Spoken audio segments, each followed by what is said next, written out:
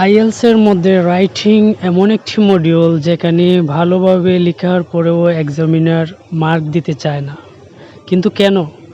আসলে লেখার গঠন, স্ট্রাকচার এগুলো ঠিকভাবে হয় না, তাই দিতে চায় না। কিন্তু আপনি কি জানেন টেমপ্লেট ব্যবহার করে যে রাইটিংয়ে 6.5 কিংবা 7 পর্যন্ত তোলা যায়? আসলে সম্ভব। দেখুন কিভাবে আপনি একটি টেমপ্লেট ব্যবহার করতে পারবেন। আমি আপনাদের সামনে কজ অ্যান্ড এফেক্টস নিয়ে আলোচনা করতেছি। তো আপনি ইন্ট্রোডাকশনটা কিভাবে লিখবেন? 40 থেকে 45 ওয়ার্ডের ভিতরে আপনি চেষ্টা করবেন আপনার ইন্ট্রোডাকশন যাতে শেষ হয়ে যায়। General statement plus topic paraphrase করবেন 40 থেকে 45 ওয়ার্ডের ভিতরে। তারপরে হচ্ছে বডি প্যারাগ্রাফ 1 85 থেকে 90 ওয়ার্ড থাকবে ওখানে আপনি প্রবলেম নিয়ে আলাপ করবেন। ওখানে আপনি প্রবলেমের একটা এক্সপ্লেনেশন দিবেন প্লাস 2টা এক্সাম্পল দেওয়ার চেষ্টা করবেন।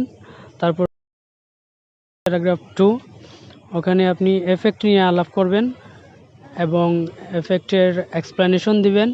স্পষ্ট এক্সপ্লেনেশন থাকবে এবং রিলেভেন্ট খুবই অ্যাট্রাকটিভ 2টা এক্সাম্পল দিবেন যাতে এক্সামিনার বুঝতে পারে যে আপনার এক্সপ্লেনেশনের সাথে এক্সাম্পলটা ঠিক আছে।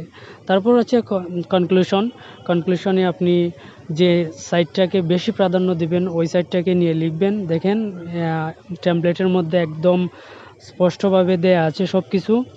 ইন্ট্রোডাকশন কিভাবে লিখতে হবে, কোন জায়গায় কিভাবে আপনার এই টপিক নিয়ে আলাপ করতে হবে, খুব ক্লিয়ারভাবে দেওয়া আছে।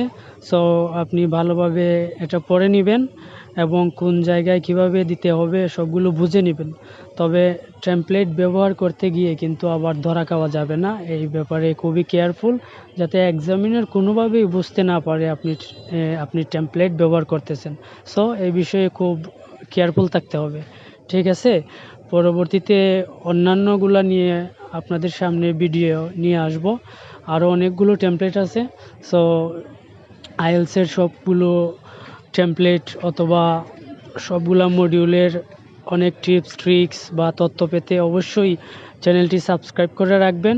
ইনশাআল্লাহ একের পর এক আপনাদেরকে আইএলসের বিভিন্ন তথ্য দিয়ে সহযোগিতা করব। ওকে, আল্লাহ হাফেজ।